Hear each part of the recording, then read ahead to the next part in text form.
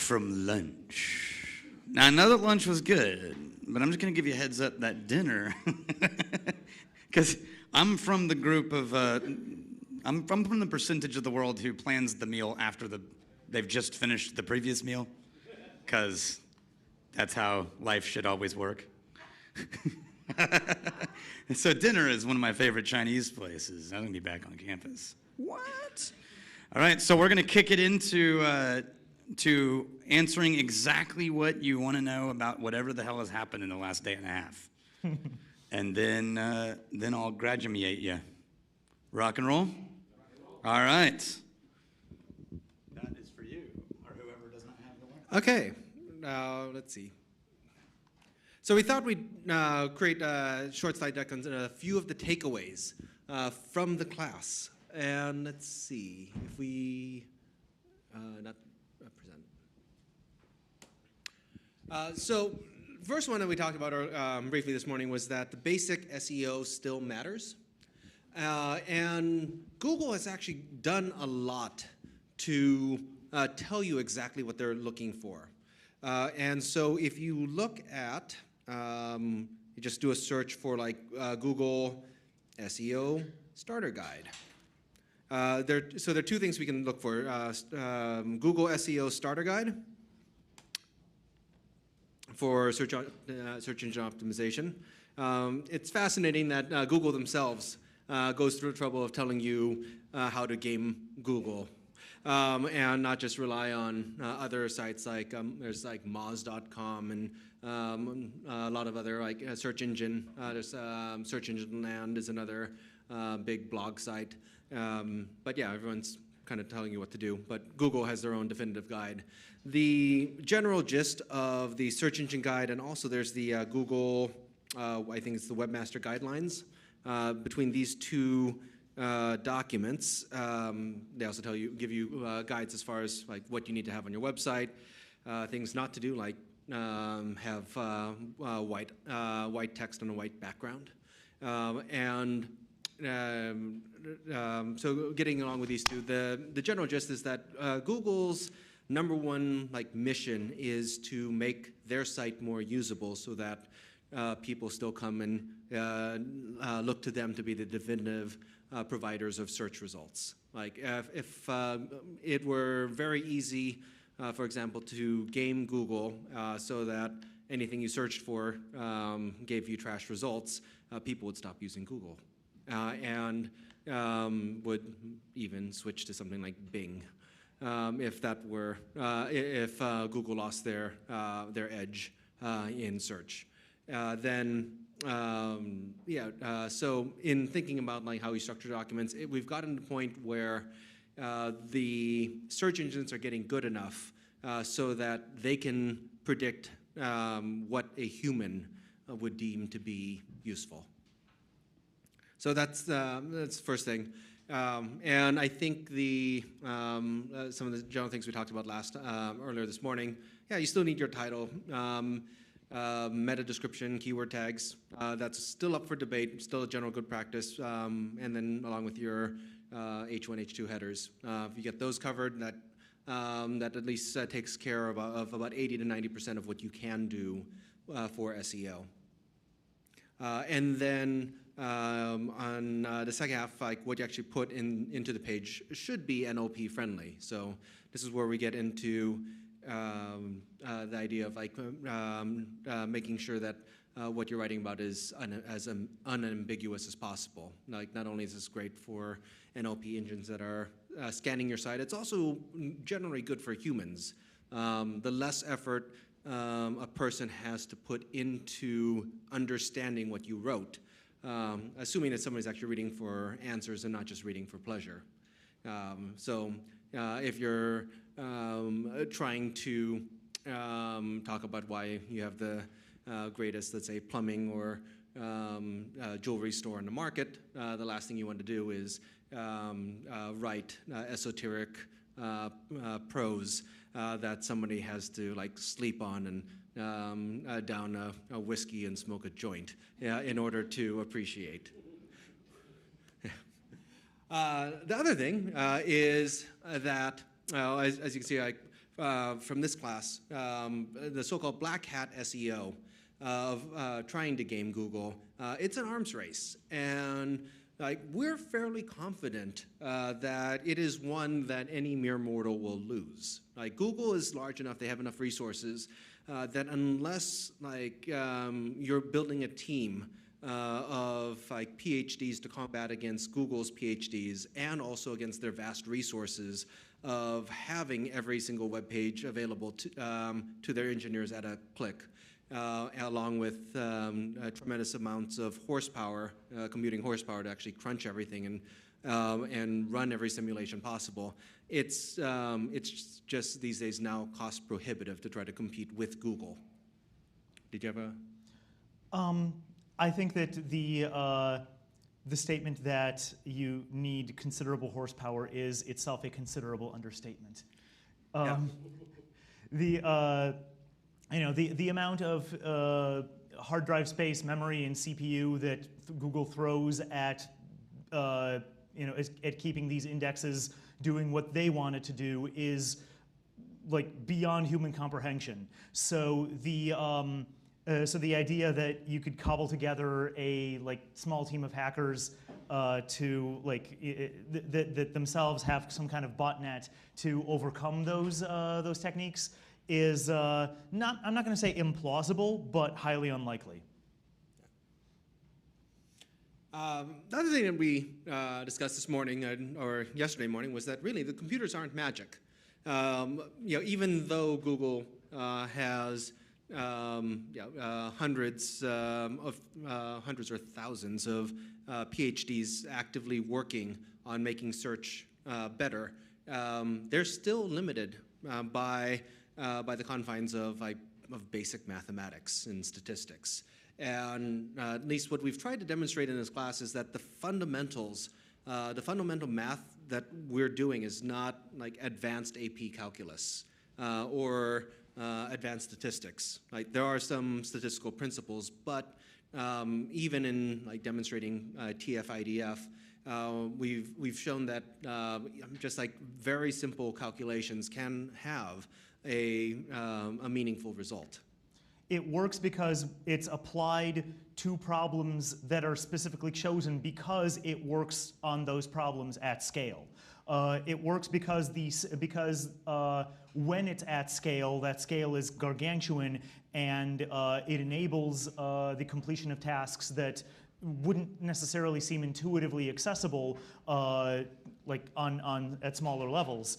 And lastly, it works because of magic trick style illusion and misdirection. It's presented to the user in a way that is consistent with the user expecting it to work. Going over second half of yesterday and this morning, this comes back to making your sentences and phrases unambiguous. Pretty much, if Google's goal is to provide answers to the world's questions, then I forgot who asked it yesterday about writing. How should we write as concise as possible? And the answer is yes. You still want to answer the question. You don't want to lose. You don't want to lose any of the meaning. So you still need to provide some details. But at the same time, droning on and on doesn't help the humans who are trying to read your page. And at the same time, if you think of the way a person would write an algo for penalizing long text, it would go something like, for every word, apply a small cost. So to gauge the effort in terms of reading this paragraph. So if you were looking for an answer for, let's see, how do I find the best jeweler? The answer where somebody wrote a 200-page or equivalent document, or of let's say 200,000 words, would ideally be ranked lower for as far as its readability and usability compared to an article that might only be 100 words and have, let's say, 3 or 4 bullet points. And that might come to featured snippets, and we can talk about that more if people have questions. In the back. Here. No, there's wine.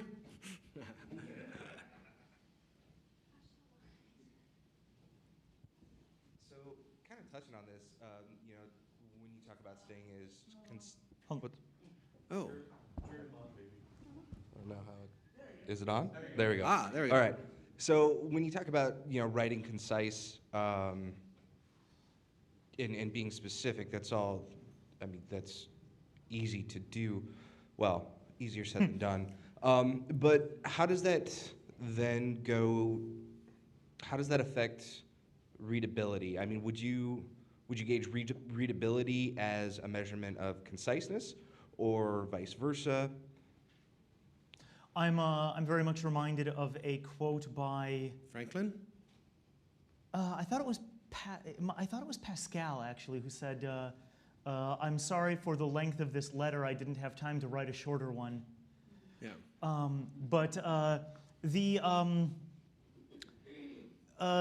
You're familiar with the what my English teacher back in high school called the skirt principle? Yeah. So it still applies. Short enough to be interesting, long enough to cover the subject. The idea is that that readability is generally not going to be compromised by brevity. Readability will generally be aided by brevity as long as you are still on topic, as long as you convey what it is that you are trying to convey. You remember I mentioned that in the literary industry, it's a joke among publishers that you can always shorten a manuscript by 5%, including a manuscript that you just shortened by 5%. And that very much applies to page content. Cedric and I have both seen pages that just go on and on and on about how, like, providing air conditioning services in Phoenix, and they don't actually say anything. And I guarantee you that not a single human being has ever read from all the way from the top to the bottom of that page. It existed only for the benefit of computers, and the engineers that build those computers got wise to that and no longer give credit to such things. No. You see so many SEO professionals say, you need to have a word length of 1,200 words. Or you need to have a 1,500 word length. I mean, is there...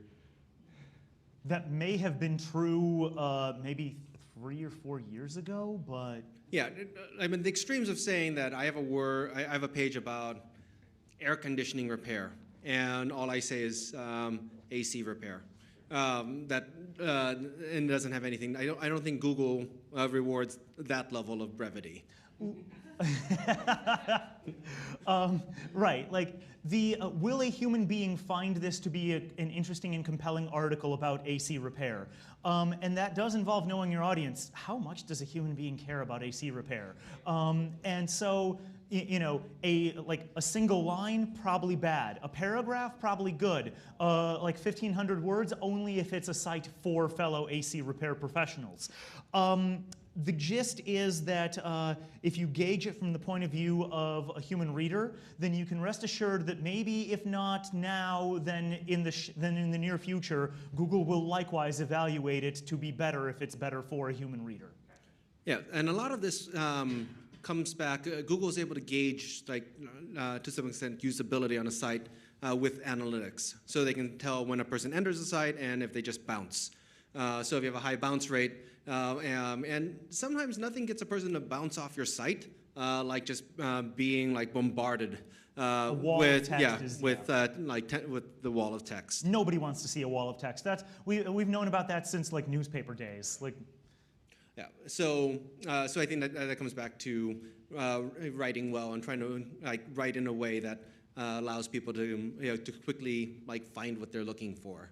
It's worth noting that we spoke offline a little bit recently about how human expectations are things that change over time. So we're not only adapting to Google. So not only is Google adapting to human needs, but human needs are adapting to Google and to web forms, to web standards as we go. One really clear example is that I know that back in my day, when we were taught to write essays, we were taught to put 2 spaces after the end of a sentence. That's not taught anymore. That hasn't been a standard since the web's been around. It's now just 1 space is a standard. So and this applied to a conversation we were having up here during the break involving the capitalization of titles. And my prediction being that I've seen motion towards the decapitalization of titles, where like title case is the same as any other sentence. It's obvious that it's a title because it's in the title position. So I imagine that we'll be seeing more migration towards stuff like that. And of course, as we've seen here, it's easier for natural language processors to parse sentences that are capitalized in normal sentence case. How this relates to your question is that human attention spans are getting shorter for written text, and that has less to do with like people just being more ADHD and more to do with the fact that humans are getting really good at extracting a lot of information very quickly from very small bits of text, and humans are adapting to write their text in ways that allows for readers to extract a lot of info very quickly. And that's not just Twitter's fault, that's the nature of digital communication as a whole, text messages as well as websites. Basically, even disregarding search engines, it takes very little text for a person's eyes to land on to know what it is that you want to say. And there's a lower and lower threshold, in other words, a jumpier and jumpier reaction to people saying, "Stop wasting my time."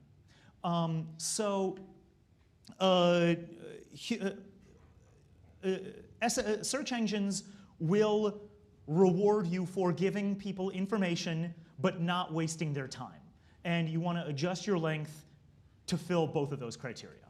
Yeah, I'm guessing the 1200, you said 1200 to... I've seen anywhere from 700 to between 700 and 1200 to, I read one that was 1500. It's kind of all over the place. No? And my microphone is dead. Here, right here.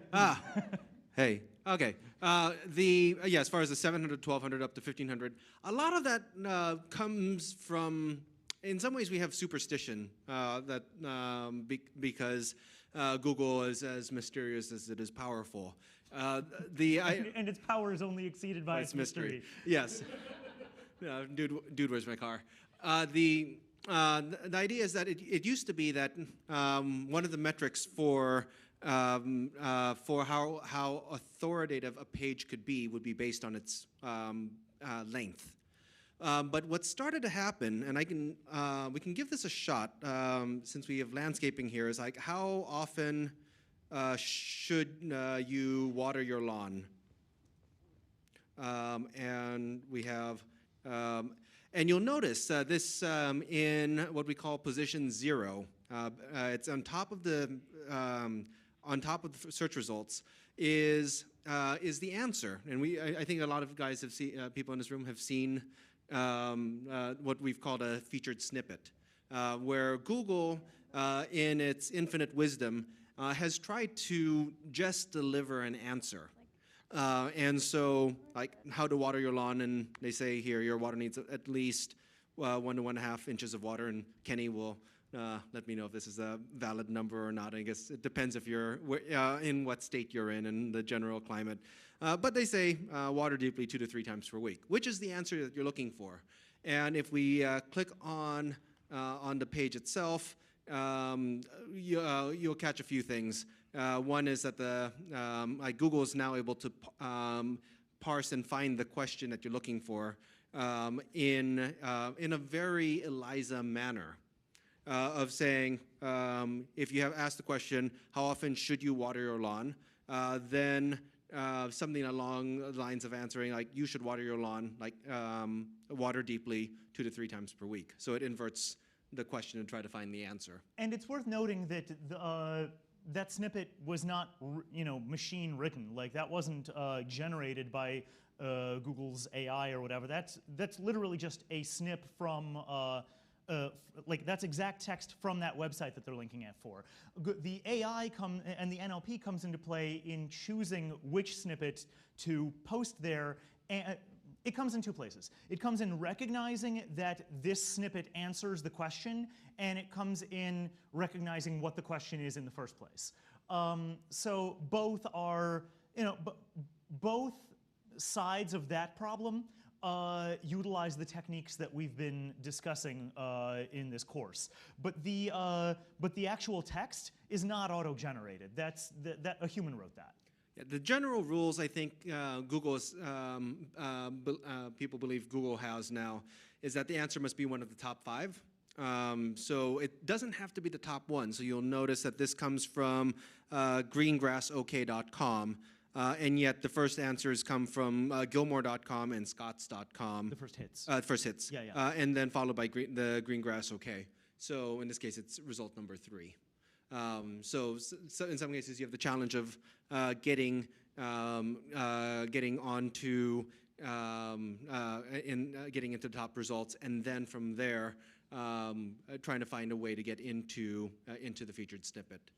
And yeah, there are companies now that write content just to try to get into featured snippets. It depends a lot. You could say like financial success on this strategy depends a lot on whether or not like you have a problem that applies to everyone, or if your solution is only location based. Yeah. Question?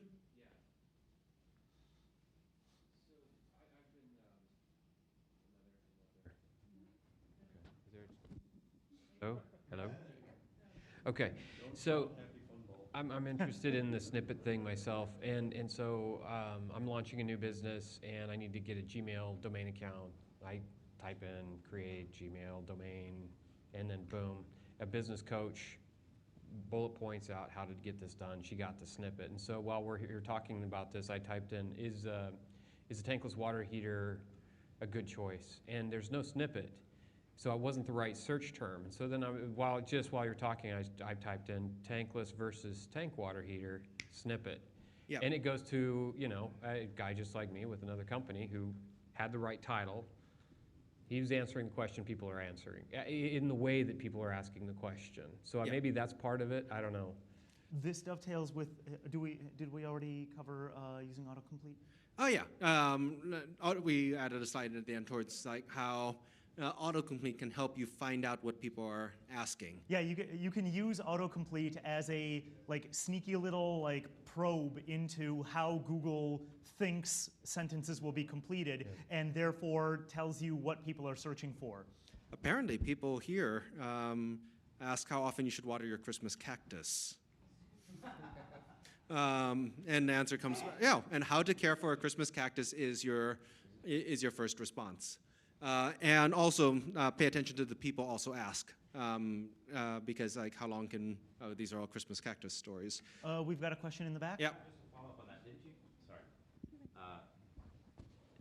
weren't you saying a minute ago that the featured snippet is mostly valuable to if you sell nationally? In other words, if they can purchase, they're likely to purchase from you by going to that link rather than a local company. Yes, and the reason for that is if you take a look at Google search results, I'm trying to remember, we've had some for why does my AC rattle?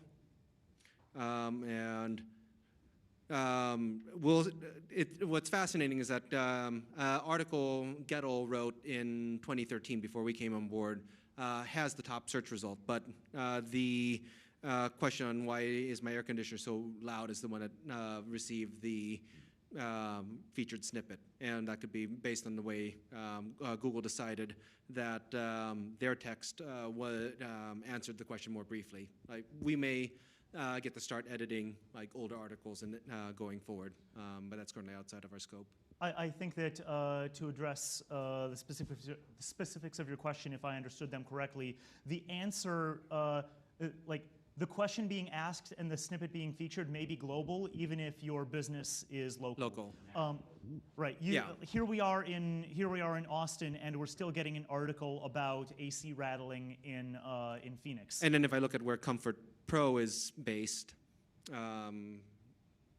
they are in, let's see, 610. Let's see if we have they are in Reading, Pennsylvania. So it's this definitely is one of those things where you can spend a princely sum to get SEO companies to write content that's capable of getting featured. So here's something real weird. Leah just put in the exact same search, and she's getting a different snippet. Same search results. Okay. Same search results, different snippet, exact same search term. Yes, this also happens. So Google Google is also performing a ton of tests. Personalization. And testing. They test.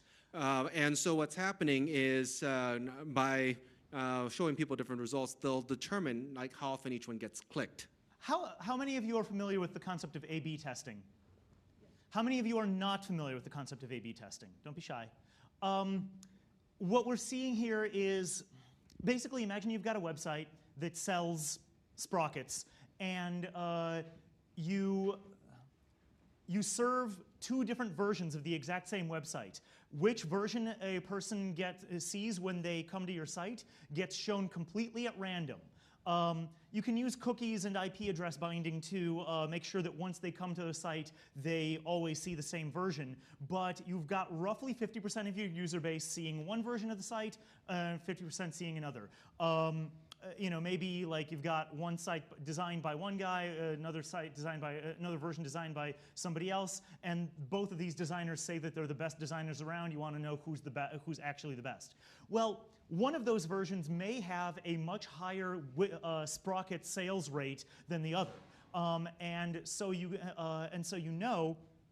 Assuming that you've done the A/B test right and that you haven't like accidentally biased, like maybe all the versions of one site are being shown in one town that has a shortage of sprockets or something. But as long as you've done it evenly and with scientifically rigorous normalization, then you can legitimately say this version will drive more sales than the other, and then you switch your whole site over to the better version.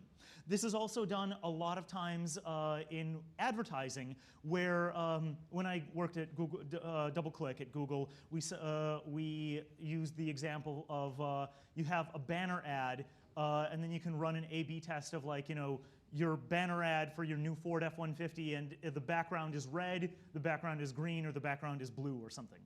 And you can try to see whether or not that banner ad, like which run of the banner ad will result in more click-throughs. It's entirely possible that people are more likely to click on the red version than the green one. What you are seeing just now, we strongly believe, is the result of an A/B test that Google is performing on that snippet right now. And it's not just even A/B. It could go they could be testing 20 different pages. Right. And this is probably an automated system. Like there's no human being that decided let's A/B test AC rattling systems or something. They're probably due for every single snippet that Google features is probably due for periodic reevaluation, and that's probably what we're seeing right there. Just wondering as a follow-up, so from the perspective of the local business owner, local air conditioning company or what have you, if their website commands a featured snippet and they've got one that's coming from the website, what is the value of that to them? Does that increase their placement on local search for Google if someone's doing various kinds of searches locally? The index for local search, and we should actually talk about that, is different from the snippet for the main website. Where they can factor is that if you have greater traffic coming to your website, in general, that can boost the authoritative score that is assigned to the website itself. Right. And so this is we've looked at this from on an SEO standpoint for Gettle used to have separate subdomains for each of their regions. And so you would have SoCal.Gettle.com, Phoenix.Gettle.com, Las Vegas.Gettle.com, and Tucson.Gettle.com, along with www.Gettle.com. And the challenge we find with that form of architecture is each of the different subdomains is maintained separately in the Google index. So in effect, you have a group of low-scoring subdomains instead of like one central domain, www.ghetto.com, that has all the combined traffic. So if you're competing against the two, trying to take this back to like local results, like local can be helped by the global results. So if you are getting featured snippets which cause more people to come to your website, it makes you more likely to be the expert in your field. Dave. So are you seeing this, if you're taking care of this language, that it's also affecting any of your quality score in AdWords? Ooh, AdWords is a different. I'm not familiar with like how AdWords quality factors into the rest of site quality. I haven't looked at it in a long time. Yeah. This dovetails with some of my work there, but it's been a couple of years, and I guarantee you that the details have changed since then. I'd have to think about it to provide an answer I'd be willing to stand by. Yeah, it's something we can look up during break and like how pay-per-click quality scores are determined. So two things.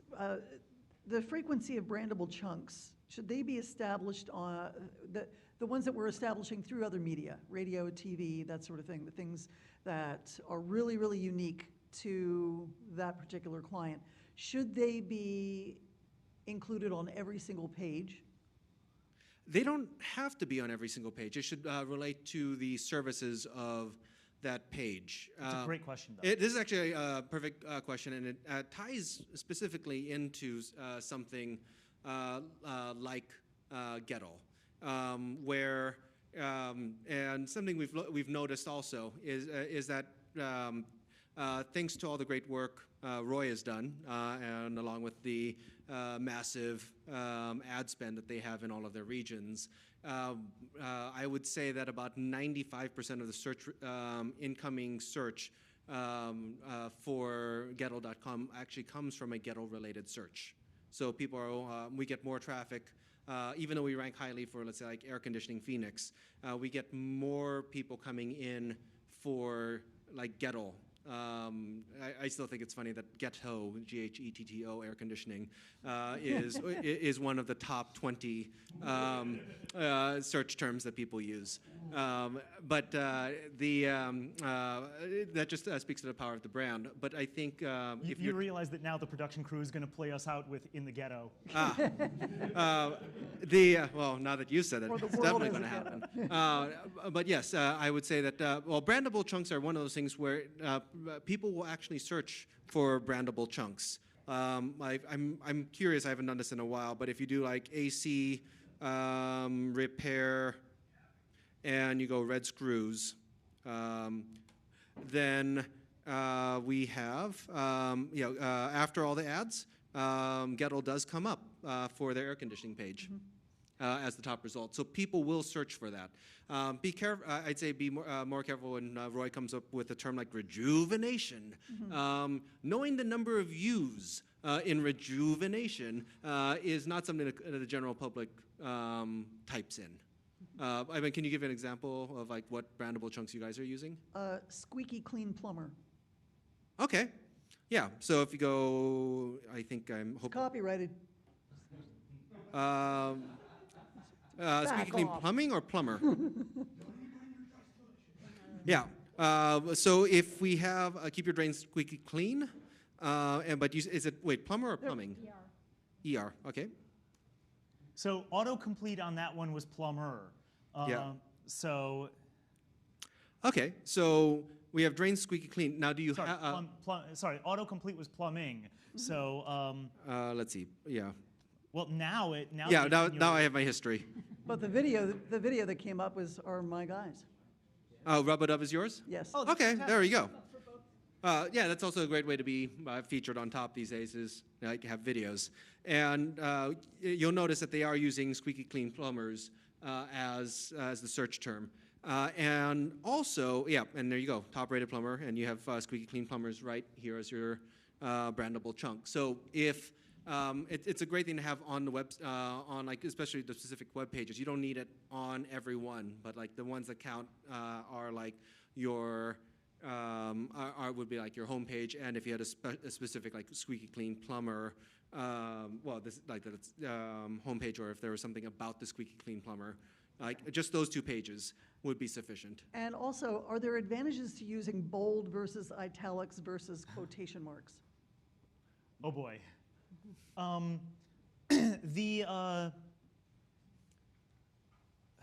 The different markups, I don't know if that. Yeah.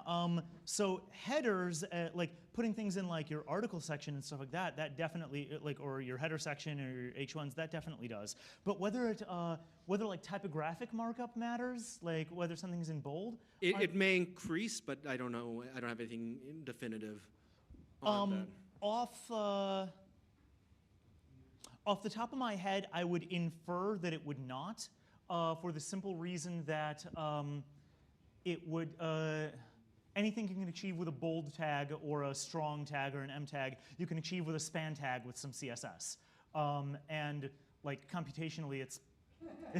Yeah, I mean, the thing is that because there's so many ways to pull this off now, yeah, for Google to have to code around like all the possible ways somebody would do this would be an astronomical task. I don't know, I don't know if they'd actually make that investment.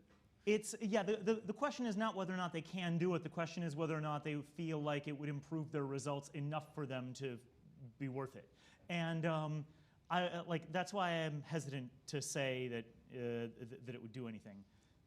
Yeah, the one thing we'll get back into, if we pointed out, like, getting back to TF-IDF, if you were to put like squeaky clean plumber on every single page, then potentially you're trying to rank every single page for a squeaky clean plumber, which may or may not be what you're trying to do.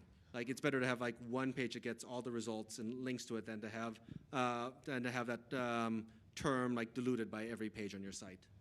What I would advise is this. Instead of having squeaky clean plumber as like a bold phrase inside a paragraph, instead have the title of that paragraph be squeaky clean plumber, and then like... Or the header. Or, of course the header. You know, whichever, however it's represented in whatever web building software you're using.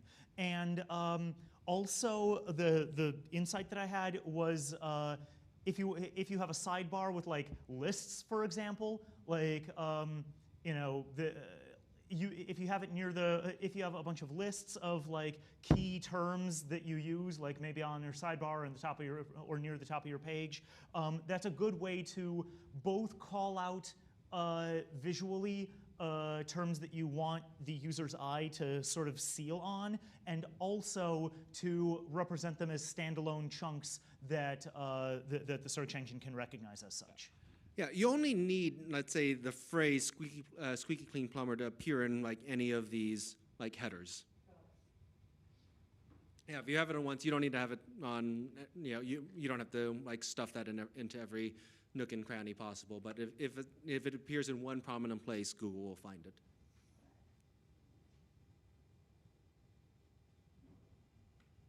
Were there any other questions? You know, I'm just looking at this right here and just thinking to myself, we are members of the Better Business Bureau and fully licensed and insured. Like, I would almost say like, you know, Better Business Bureau, we are members and fully licensed and insured. Something like that. I don't know. Like. Well, yeah. There are stamps and links to the Better Business Bureau, and if you go through with the certification, the seal, yeah, and that gives you the link specifically to them and potentially back from their website.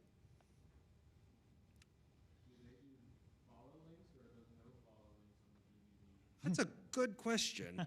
Let's see. I think I remember them being no follows. Yeah, they might be no follow. Yeah, it could be. I'm curious because if you're paying the BBB for accreditation, then presumably they would link back to the defendant's side. I don't know why they wouldn't no follow like who the people who are paying them. The links from the BBB, I'm not sure. Yeah. The links to the The links to are fine. The links from. Yeah. Yeah.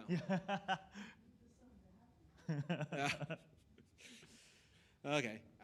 Okay. Back to the presentation. Let's see. I think we took care of this. We did not start on that yet. Oh, we didn't. I don't think we did we? We hadn't talked about Amazon. Yeah.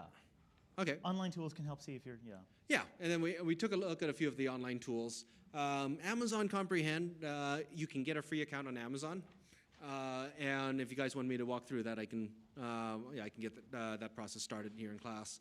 Otherwise, Spacey's Displacey tools seem to be a little bit more advanced when it came to actually coming up with a nice visual result. OpenCala is just for understanding what's going on in the world with latest news.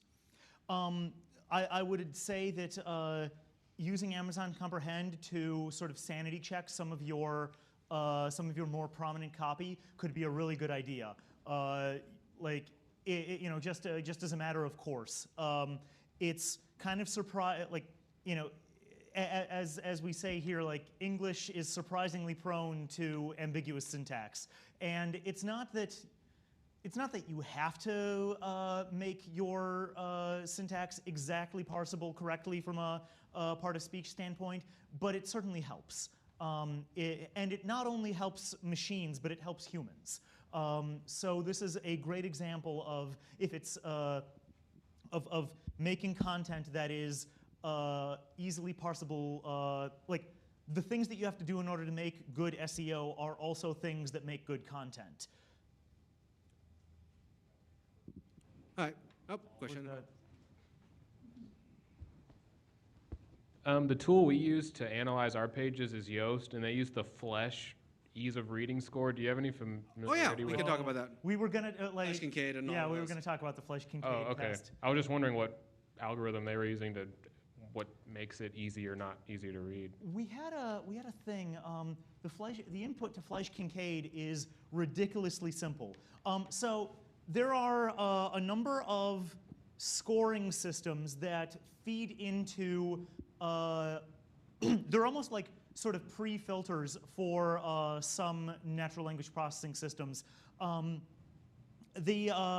They're very simple algorithms that are designed to estimate what's called a readability score and reading grade level. The only input into the Flesh Kincaid reading ease is your total number of words divided by your total number of sentences. So that's, in other words, like words per, how many words per sentence do you have on average? Yeah. So you start with a number and then you subtract 1.015 times the ratio of words to sentences. So if you have longer, if you have more words per sentence, it subtracts from the score. And if you have more syllables per word, then it also subtracts. But it simplifies. But that makes intuitive sense, and that's the idea that yes. Here, small people use small words? yes.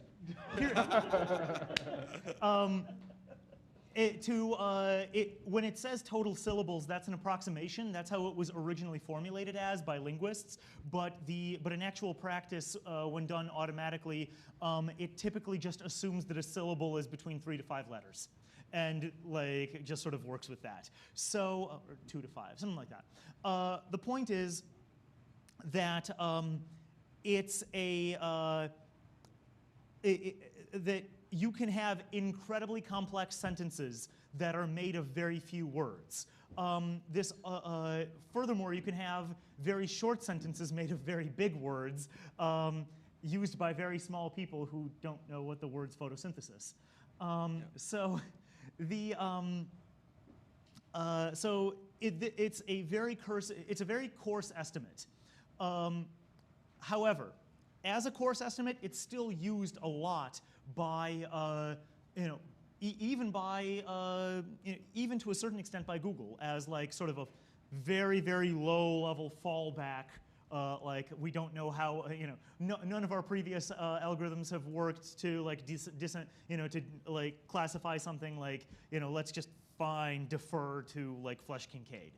Yeah, somebody actually, I can't easily find this, but somebody had found, there was a study using like something similar to Flesch Kincaid that took the Declaration of Independence we saw yesterday and rewrote it according to different like grade levels. It's a really bad metric because when you look at, for example, Thing Explainer, you're using very short words and often in surprisingly short sentences, and you're explaining particle physics and rocket science. So it is not a good metric for understanding the complexity of the material that's being dealt with. Now, from the point of view of search engines, like I said, it's incorporated somewhere within their logic. You will be graded. This does come up with snippets, and this is why I'm glad you asked. There is an optimal Flesch Kincaid reading level that snippets shoot for. I think it's 4th to 6th grade. I'm not sure. That sounds about right.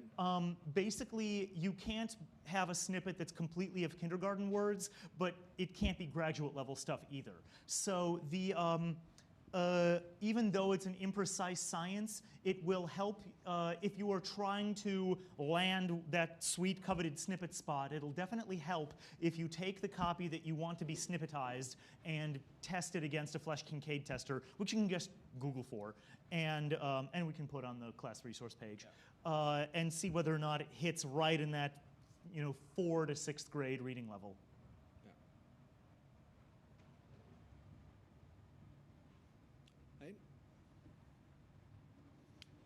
Okay, so managing the expectations of Google and people. This was something because Monica brought up brandable chunks.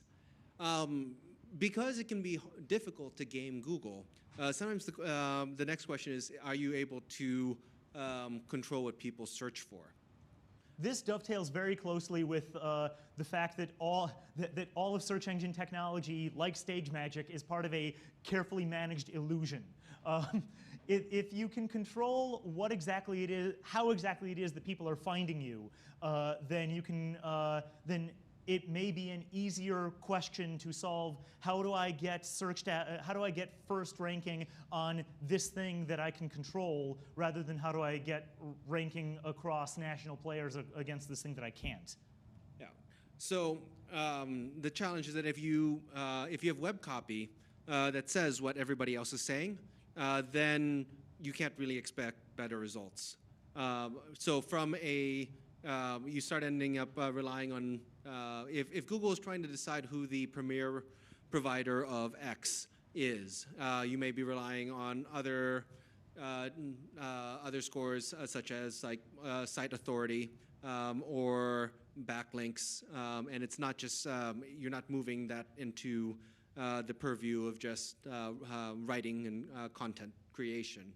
Remember Cedric's old example from the Yellow Pages with his... with my friend who decided to just buy the keyword. He's listed under child psychiatrist, but he also is also listed under teenage psychiatry.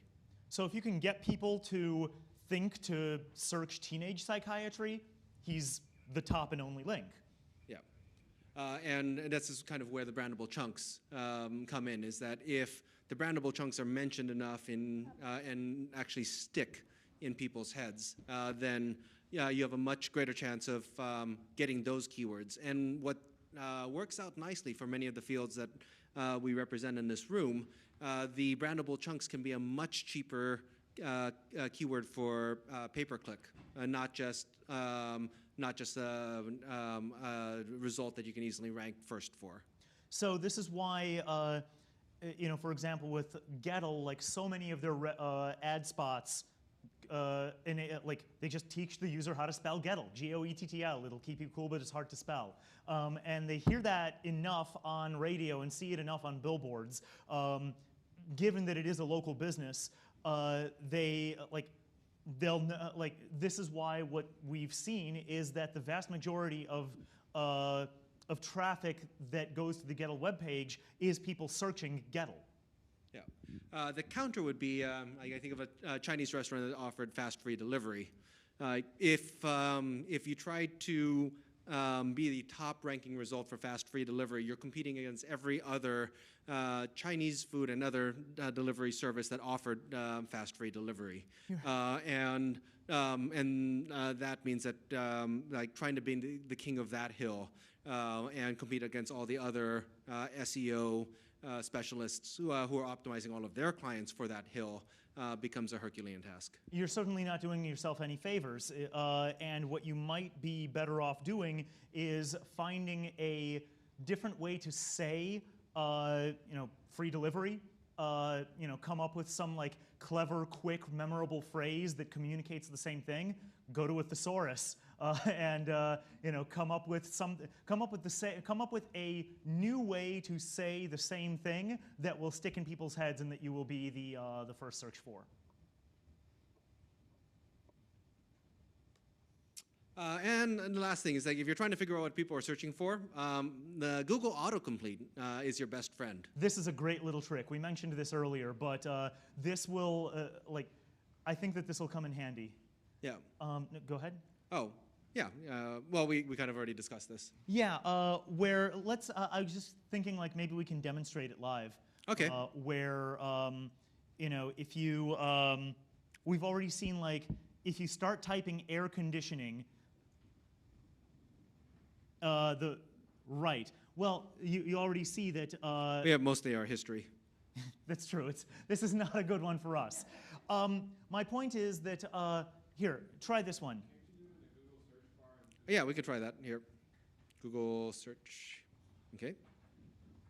No, you can't because it puts you back on top. Yeah, when you start typing in the Google search bar, may I? Yeah. Yes, that's exactly what I was about to do. And here. No, it still remembers. Incognito isn't really incognito. You see that? I'm surprised that it doesn't. Okay, so.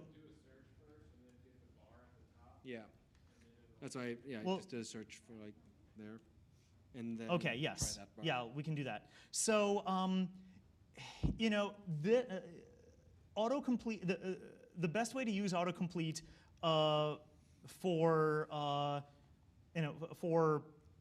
understanding what your you can use autocomplete to see what people are searching for and how that relates to your business. So, for example, like if I was selling sprockets, so I can see that sure, I can try to climb the hill of sprocket, but I can see that people are trying to search for sprocket printer, which might be a more specific hill that I might have a better chance on. Sprockets SNL, I don't really know that much about sprockets. Gotcha. See, here I am coming at it from Spacely Sprockets,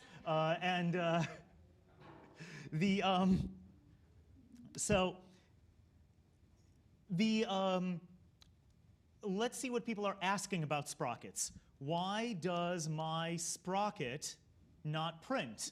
Okay, so does anybody have they do have a featured snippet right there. And they're, right. But you get the idea. You might get, you can use Google's autocomplete to get some remarkable insight about what it is that people are trying to search for within your industry. Put yourself in the mindset of somebody who might be looking for your product or your client's products, and start typing something and see what Google autocompletes it as, and that might clue you in on what the user base is demanding. Yeah, there was one thing that we were thinking about because we have, I think Richie was asking the problem yesterday of like, how does local search work? Yeah, we looked a little bit into it, and so the answer that I'm about to give is not authoritative, but based on based on my understanding of at least how they used to do it, you remember I showed you guys a photo of a Google data center, and I showed like it's basically hard drives as far as the eye can see. And every single one of those hard drives had a file that was a list of every URL whose corresponding web page has the word cat on it, or hedgehog, or so on, right? So local search, as far as I know, is performed by an equivalent data center or portion of that data center having all web pages that are specific to businesses in Austin having with the same kind of logic. So so local searches do not, first of all, they don't store the same kind of pages as global searches, or at least they store a subset of them. You know, like a cat page here is the same as a cat page in Moscow or in Kathmandu, but an air conditioner page corresponding to a local business is going to have some kind of locale significance. So what they do is they have a separate. They have basically a separate index entirely that just lists businesses, attractions, and other stuff that's local to Austin. And this scales hierarchically. So they'll have one. They'll have an index for Austin. They'll have an index for whatever county Austin is in. They'll have one for, I guess we're in West. No, we're in. No, we're in Austin. We're in Austin. Yeah, But North Texas or mid Texas. Okay. Well, Central. Yeah. yeah. They'll have one for Central Texas, and they'll have one for Texas as a whole. And so when you're getting your search results, what you're getting is an integration, an interlacing of results from each of these levels of local hierarchy, and the integration process of what you see at the top versus the bottom is done through various scorings and weightings that can get rather complicated. Yeah.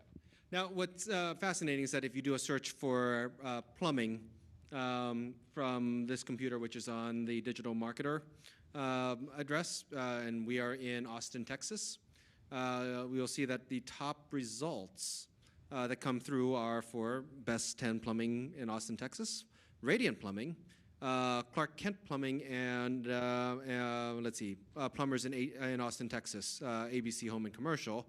And if you do a search for plumbing Austin, Texas, the order is different, but you still get the best 10 plumbing in Austin, Texas, Clark Kent Plumbing, and this time it's Roto-Rooter. So that demonstrates kind of what I was talking about, that when you do a search for a single term, what Google has a secondary set of is like business-related keywords where people are looking for local results. So if you're you definitely want a local plumber rather than somebody, let's say, from New York, where my computer's mostly, since we're here in Texas. So. Now, don't get me wrong. I'm not saying that local businesses aren't listed in a global directory in the global index. They absolutely are. What I am saying is that there is in addition to a global index, there are also very large numbers of ever increasingly smaller local indices, and so you know. Gettle, for example, in Phoenix would not be listed in the no URLs from Gettle, which is in Phoenix, would appear in the specific index for Austin. So when you're Googling for Austin, like in Austin, Google knows that you're coming at it from Austin because of your IP address, because of your GPS coordinates, if you've enabled it, and it's returning hierarchically the best hits with the local ones being ranked better than the global ones. It is theoretically possible to perform a Google search in Austin and get results for for AC repairmen in Phoenix. Sorry, yeah, right. But they would not be ranked as high. Because the reason that's possible is because because you are accessing the global index just like you're accessing the local one. But the integration of the results across the bunch will give preference to the what comes up locally. Yeah. And this is a side note. This is since we have a few locals in the house, or local search businesses. How many people here are familiar with like schema.org? And okay, so pretty much everyone who does the websites or JSON LD. So there is a shortcut or a way to tell Google like everything there is to know about your business. And so there's, if you look at the Google, let's say just say structured data. What we're about to show is literally the opposite of natural language processing. Yeah, and this is part of, this lives under a school of, yes, we can try to tell Google in plain English everything that we would like to tell them. Otherwise, but if there's a way to make things easier, then this would be the better way to do it. So for example, if I plug in, we can chat. Let's see. So wait. Ask them Ask them a question that only a human can answer. Yeah. Yeah. All right. So if we look at Radiant Plumbing, they do have in here a JSON LD element. Oops. But the way it's coming up in local business at this point is it could use an address that tells it that you guys are here in Austin. So this would be, I mean, if you could email us or we can give you that later after class. But there's a block of JavaScript that you can insert into a website that tells Google everything there is to know about your business, and it helps it understand like what category it is. You can say that we're a plumbing or home services company, and then if you give them your address, then Google is able to identify and plot people who are close to you. And that's it's a in general good but not foolproof way of also getting listed in the Google map box. Because right now you are here because you're paying to be here. But yeah, it's a great sign that if you're already one of the top 3 results.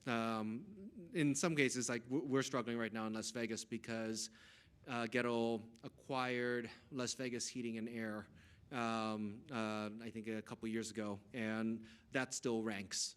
So most of the local traffic is coming through that site instead of from Ghetto Las Vegas. Were there any questions on this? No. All right. Nothing? No. No inquiries about how to recalibrate your spurving bearings? Yeah. All right. Were there any case studies that questions that people wanted us to look into? We have some time. As far as like coming up with a copy or trying to come up with brainstorm as a group, like keywords for a client or a business. Sure. Yeah. Butcher my website for it. Okay. Thanks. I'll give you a specific web page because, like Daniel was saying earlier, I did not build this website, so I will just warn you of that. Okay. But there are a lot of issues. But there's one page in particular I can think of that has a lot of copy, so it might be a good example for this. Sure. And it's www.schiffmans.com, and that's spelled SCHIFFMANS. And it's /repairs, and you have to have the backslash at the end, and that's a whole nother thing. /. I'm sorry. Yep, and so you get the not working? Yeah. Okay. That's a whole nother. Is there a chance that they might be getting penalized for that? There is. We are in the process of pushing all our sites to Shopify. All of these sites currently are hard-coded, and the company we work with doesn't want to make changes to the site, so that's sort of where we are. We know a couple of guys that can fix that problem. right. Yeah. Yeah, I'm just curious what's going on here. Yeah, it's we won't go into that error on here. Yeah, it looks like it's just trying to redirect you. Okay, so we've got repairs and services, and the first question from do you have any specific goals on what you would want to rank for? So in this case, most likely we're looking to service is typically watch service, or we're looking to rank for specific jewelry repairs.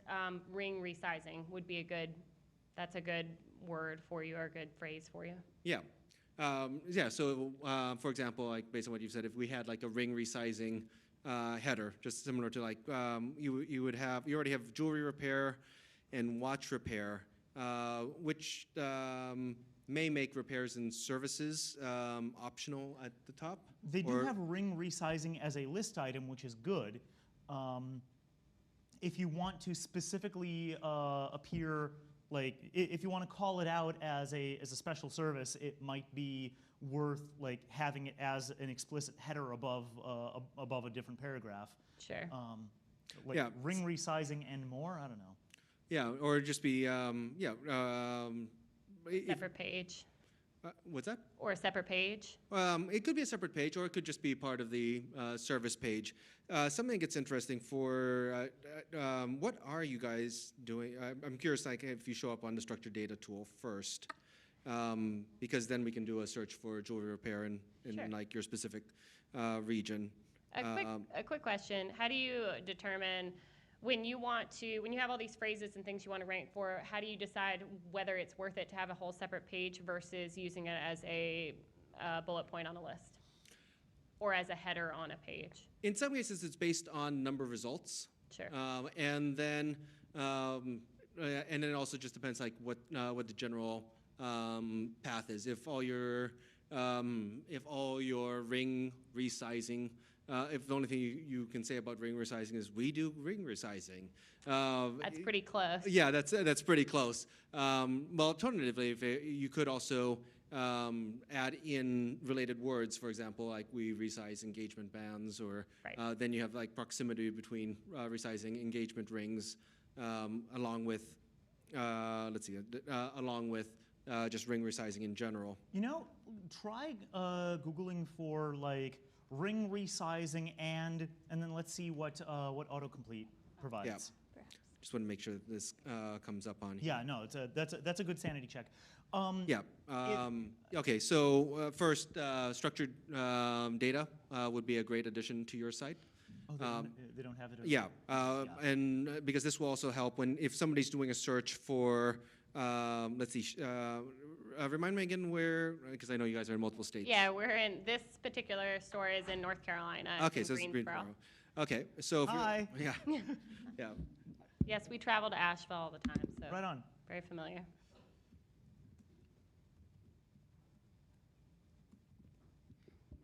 So if I were looking for ring resizing in Greensboro, then let's see if, the expectation, you actually do show up at the bottom of page one. Bottom. And so the goal is to get, Made it by that much. yeah.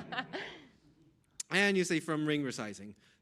So it's possible that a separate section header would get you better results. Now, since you are on page one, it's you can take a look at the Google Search Console and take it. You've spent some time on there. Yeah, I've built websites. I guess I've spent the last 8 years of my career building websites. But for me, it's looking to move. How do you move further up the page from an organic standpoint versus paying a whole lot to be at the top? Yep. Did you almost say spinning websites? That's I almost so beautiful. said spinning. Yes. Yeah, that's I just love the visual of that. We should call ourselves web spinners. That's just great. Yeah.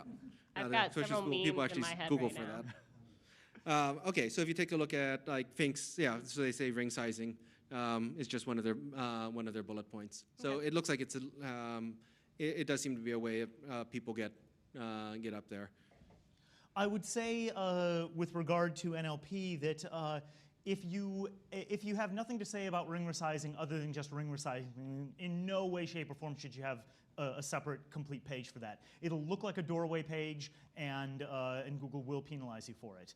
The point at which you, as a general rule, I would say that that's how you should approach all things that you're, all terms that you're trying to get listed for, with the exception of if a human being doesn't know what the service actually means, then start talking about it. And if the process of starting to talk about it ends up taking up a paragraph, and all the nuances of the service that you offer start taking up an entire a significant chunk of the page that they're on, then by all means move it off to its own page, and that should be okay. Yeah. Let's the. Oh, here's. I give it to her. I don't feel confident enough. In the days of the featured snippet, now that we're in, if you don't have anything to write about a topic, wouldn't it be wise to just put a bunch of questions that would come up? Like for ring sizing, you could say, what's the biggest ring size I can possibly get, and then do a little snippet, or what's... Yeah, I don't know if you would necessarily get a featured snippet on that question. I think there's a certain volume that they require people to get that. But some of the questions here, like do you need your ring to be resized? This might be a good entry for a blog item if you just wanted a special page. And how long does it take to get a ring resized? Or frequently asked questions, revolving around that. I know there are certain limitations like shapes or whatever, and if you talk to the jewelers long enough, they'll talk about all the top customer complaints on what we can and what we can't resize, and eventually you have a whole FAQ on that. I'm just seeing if I just Googled for how big of a ring can I get resized, and it does get a snippet from beyond4cs.com. Was it how big a ring can I get resized? Yeah, how big of a yeah, let's.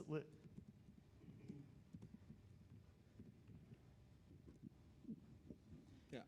And what I wanted to do was only type how big of a ring, and then let's see if we can autocomplete our way to sizing. How big can a ring be resized is how people are mostly phrasing that. Yeah. Okay. That's informative. And that's a different snippet. Yeah. Okay. So yeah, that would be one way to pull traffic. And if that's just a ring resizing question on the repair side, watch repair can consist of everything from changing batteries to refurbishing a Rolex.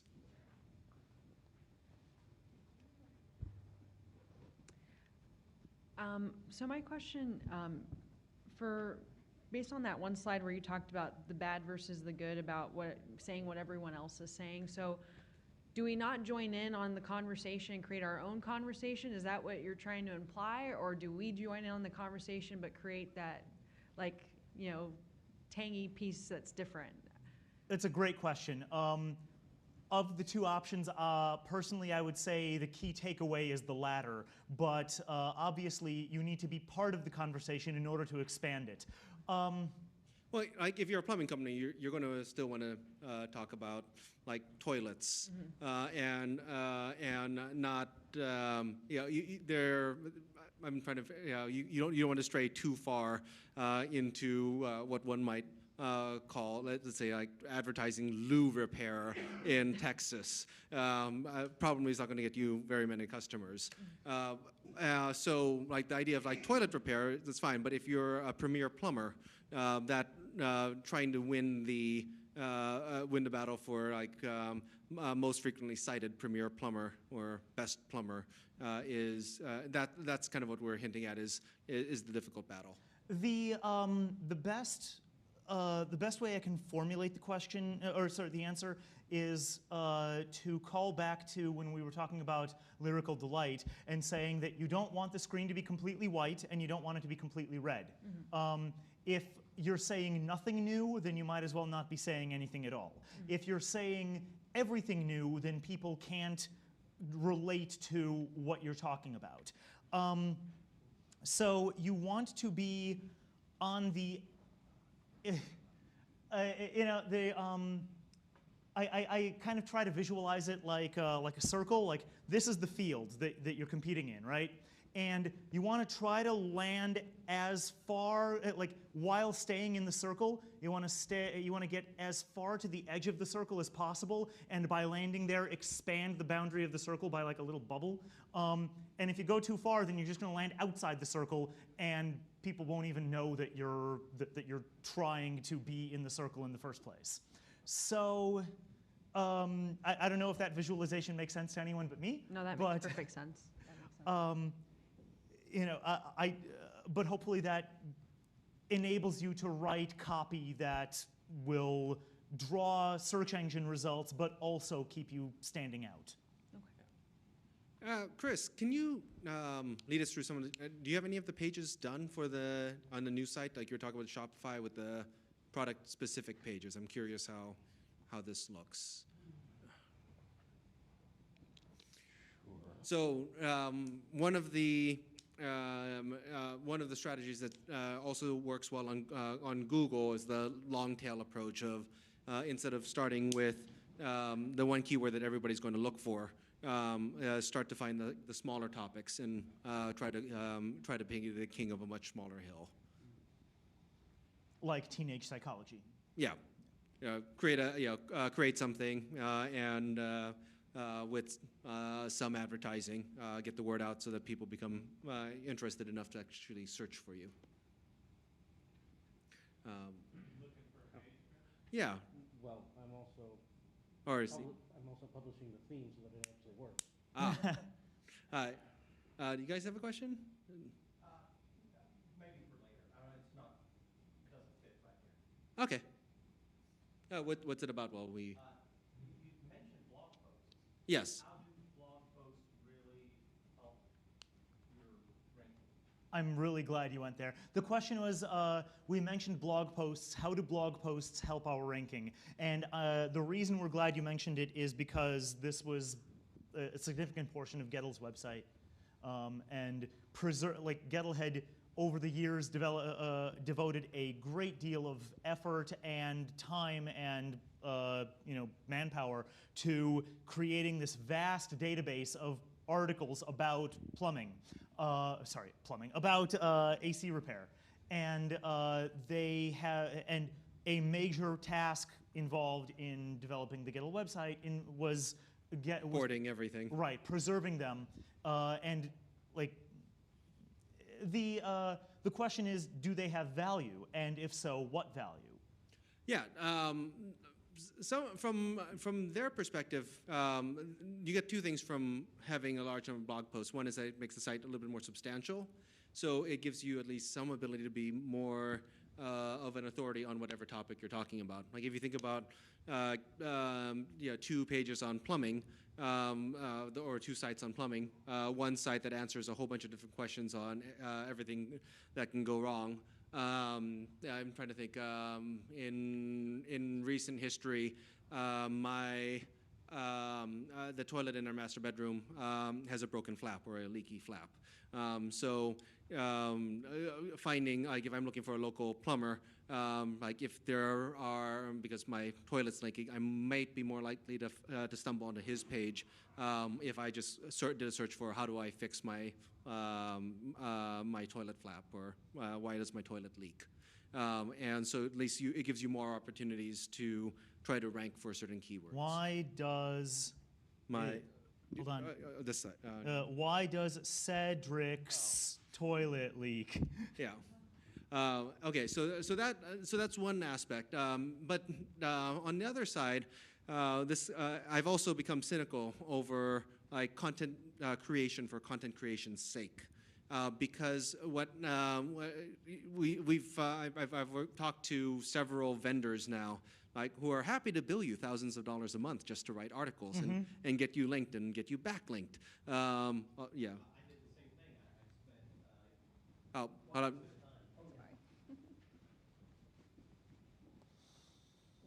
For the recording studio, I spent a lot of time, pretty much weekly, putting up rants, you Yeah. know, just like this will kill your career, this will help your career.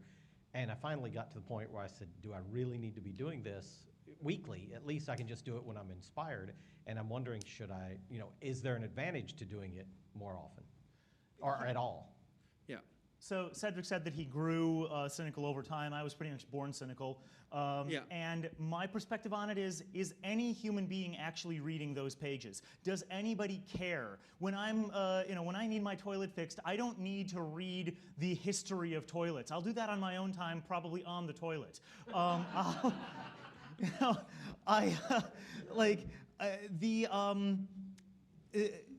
Well, do we have analytic data to see? Oh, yeah. This is kind of like where I was going with, like, this is the national versus local question, which was the page we had that ranked top for Why Does My AC Rattle gets about 25,000 views a year.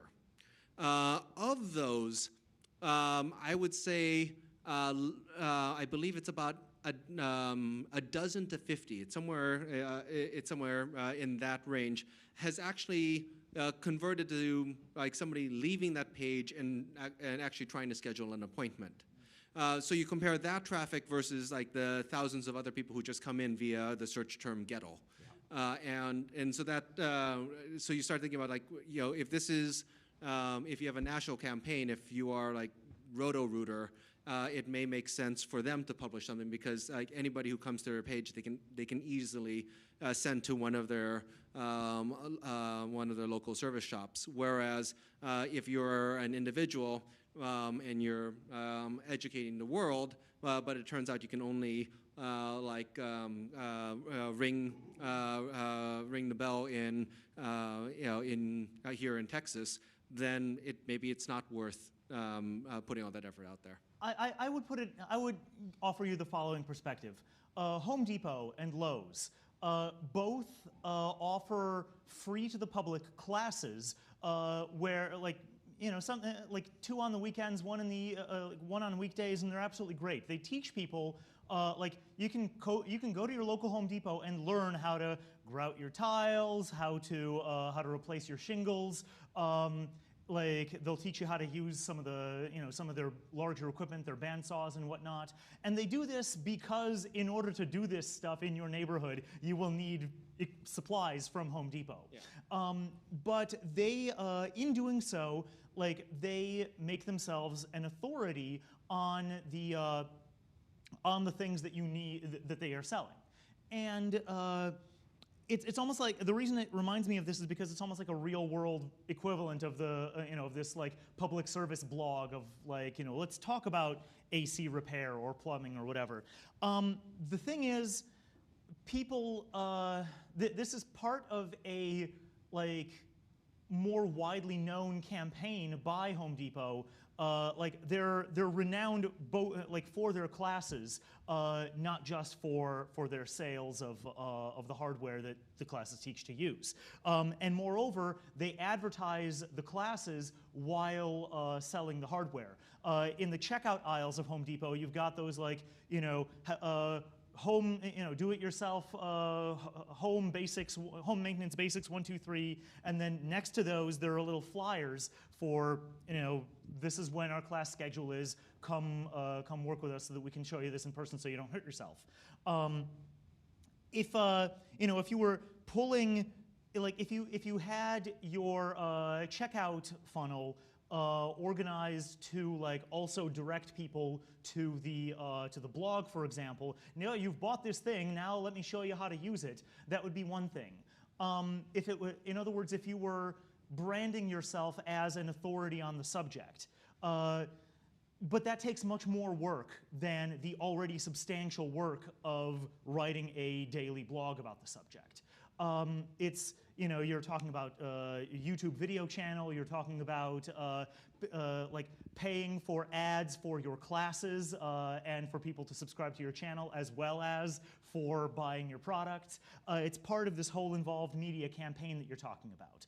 And so you're not, like, without all of that, the problem is that all the blog posts you're writing is for naught because human beings aren't reading it. And search engines are smart enough to know that human beings aren't reading it, so they may be appreciative of your efforts, but they don't care. Yeah. Now, so to be a radio station who has a blog, the content has to compete with all other blog items, whether they're written by radio stations, whether they're written by DJs or morning hosts. And so you have to look at the quality of the content itself and to try to figure out if that content is going to rank well and in turn point to you to make you rank well. I think one of the more interesting articles we got from on the Ghetto Project, I think was one of their last blog posts it was like around March of last year, if you recall. I still have to look this up. But it was why it's important, why now is a great time to tune up your heater. So winter is leaving, and there's a blog item that comes out on heating or heater tune-up. Which usually would be a better article for, let's say, September, October. But what's happening at this point is that you have a content farm that's out of ideas. And they're just writing anything. It's like, well, we just promised you one article a month, so here's your article. And at that point, like you can follow the Google Analytics, and you'll see that that did nothing to move the needle. To something like what Roy would say is that, like with the Monday Morning Memo, like not everyone's going to be golden, but if you write enough, eventually, like lightning strikes, and then you end up with one article that goes viral. So sometimes that. Yeah. So it's still worth practicing every day for that, if that is indeed like your passion and mission here. How do you only write the good ones? Well, you write all of them and then you toss out everything but the good ones. Yeah. So the whole thing that I've been fed for years now is that the whole point of creating content and freshening the content is because that's what Google wants to see, that you're a living, breathing company, as opposed to a company that's been abandoned or doesn't exist anymore, and that you get ranked higher based on the freshness of your content. Is that just a fallacy? Is that a fairy tale? I wouldn't say that it's a fairy tale. It may have been true years ago, but these are moving targets. The problem is that it's not just that you need to keep your content fresh. It's that the content needs to be something that human beings would actually read. That's the name of the game now, and will continue to be more and more the name of the game in the future. So there are you can certainly keep your content fresh, but it doesn't necessarily have to involve a blog. Even something like rotating your inventory is something that Google will see, so that they know that you're still alive. But Cedric, what do you think? To what extent is it a threat that Google will think that you just aren't around anymore? Well, a good website's still a good website. If it's answering the questions that people are asking. Like if you're a home services company, to the extent that that you can schedule and get a technician out as quick as possible, or now you have chat on your website. I think that factors more prominently than whether or not you posted a blog article in the last 3 months. When I was when I was preparing this talk, I found the MyCase corpus because I was looking for natural language corpora that can be searched, and this came up pretty close to the top of whatever the heck it was that I searched for. I forget what it was, but you talk about Google won't index if it hasn't been updated recently. Yeah, it will. So.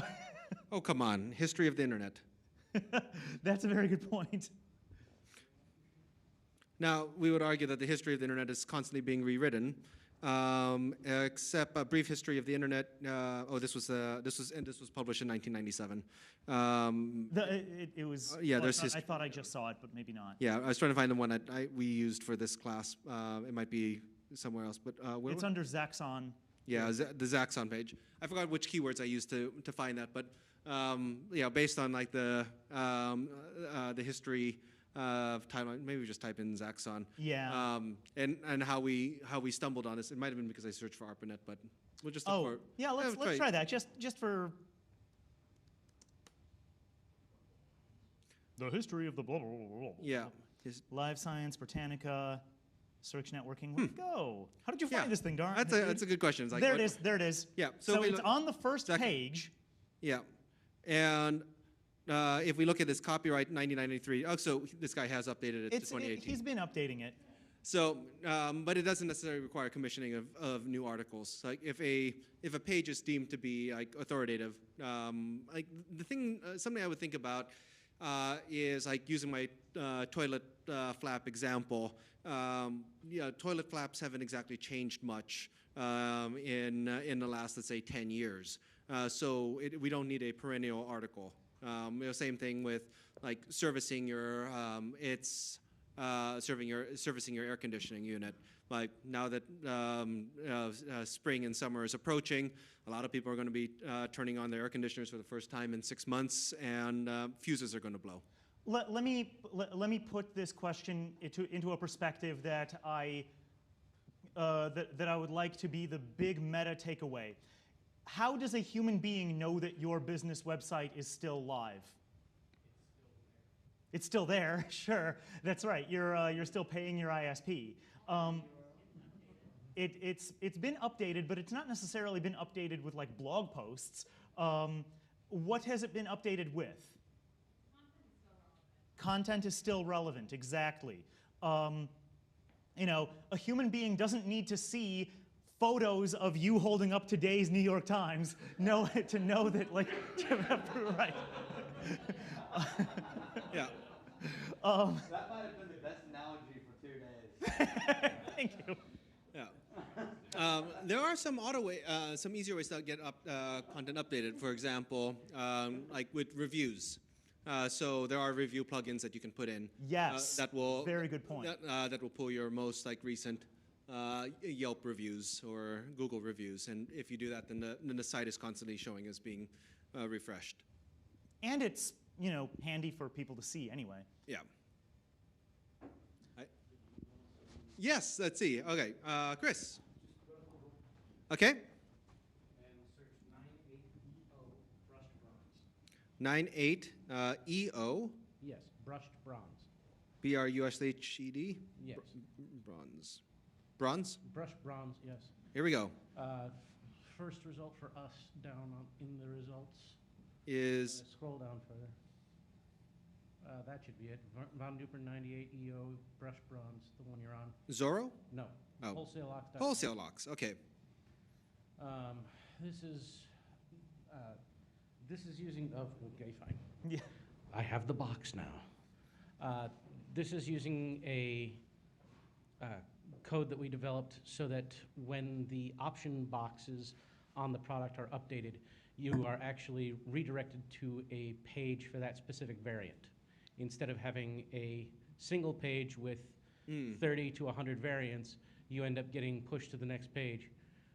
Yeah. And I don't know why that, and of course, because you're doing this live. Yeah. No, I mean, we do see the polished brass finish. It's a different URL. And actually, this is brilliant because the URL is different, the Yes, the text URL, is different. The big thing is that the URL is different and that now you have a dedicated page for that specific variant. So if you go back to your search results, for example, and put in polished brass instead of brushed brass. Yeah. Sorry. Let's go to brushed bronze. And then we said brushed brass? Yeah, brushed brass. Yeah, so this is an example of like actually hyper targeting a single search. So And there we are, fourth result. Yeah. Is now brushed brass. And you can get a result for that is for that specific variant to show up because it's an individual page now. Yeah, and what's interesting is if you just copy and paste the result or the title, then let's see. Then you jump to the second. Now we jump in ranking when you're specific. Yes. Yeah. So the question is, how do you get users to type 98 EO brushed brass.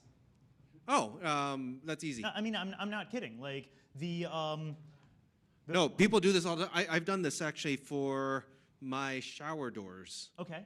Where, yeah, Gotcha. you know the part number, and you need to find out. Yeah, so people will actually search by part number. Fantastic. So this is actually That's what exactly we were. how it happens, is that once they know a part number, then they'll enter the part number and some modifier that they specifically want. Whether, for example, it is a color or a function, or even if it's fire rated or not. Cool. So, Right. Cool. I think that's class. Yeah, we're We got unless there are any other open questions. Let's take a break, because I've got some more stuff too. Ah, Good. sweet. Let's take a 3-song break. Just thought that I had to be in Compton soon. I gotta get drunk before the day begins, before my mother starts